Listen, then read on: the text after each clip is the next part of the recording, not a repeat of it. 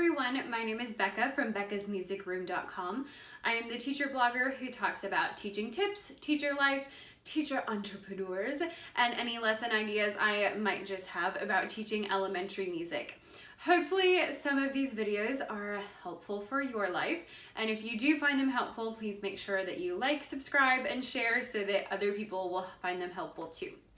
Today I'm going to be talking about your planning time and how to make the most of it. So make sure you stay all the way until the end so that you get all of the benefits of my, I was going to say wisdom, but I'm really not that smart. So just my couple of ideas, like I like to say, and it says on my Teachers Pay Teachers store, I don't have all the answers, but I have a couple ideas. And I find that sharing ideas with other people is one of the best things you can do, because my ideas might not be ingenious, but they might be different from what you have thought of.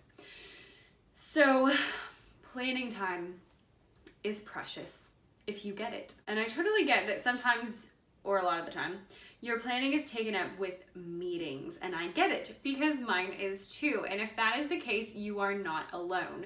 But it is super important to use your planning to the fullest. So what I'm gonna say is just a couple little tips to help you out. The first thing is to look at your whole week at a time. So you don't need to look at your planning and say, oh, I have to do this long laundry list of things. No. Write down, on Monday, I need to do this. On Tuesday, I need to do this. It's extra helpful if you just assign days for things you have to do. So for me, I know that on Wednesdays, I write lesson plans because they're due on Thursday. So that way I'm already done with them. And I know on Thursdays, I make any copies that I need to have for next week. And just little things like that, if you can assign something a day, that is the best thing you can do. Then after you have your planned, this is the day I do this, this is the day I do this, then go through and see what else is day specific. So you might have a certain day that something has to be done. Write that in. Then take all your remaining tasks and kind of designate them to a day. You want to give it a day. You don't want to sit down on Monday and say, I have 30,000 things to do, when realistically, some of them do not have to be done today. The second thing, do your most important things first.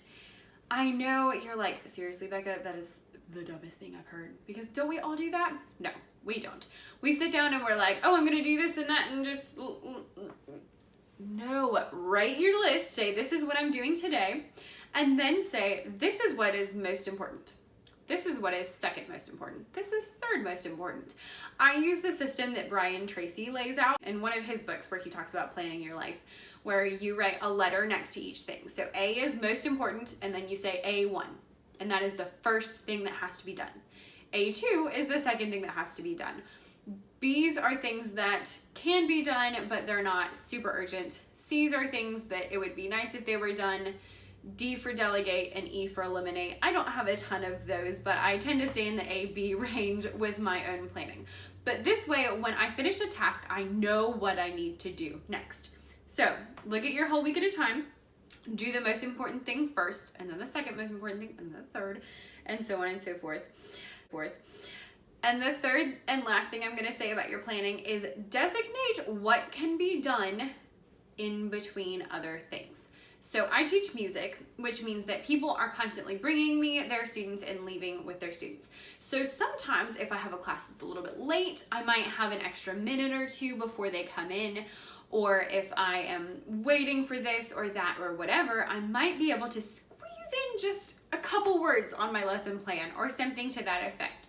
Write down, this is something, you put a star next to it or something. This is something that can be done intermittently, like writing lesson plans. I can write a couple sentences, come back to it later, write a couple more. Those are my three really easy things that you can do to make your planning time more effective and get everything done in the week. If you found this video helpful, please like, subscribe, and share. I'll link everything needed down in the description box, and have a wonderful week.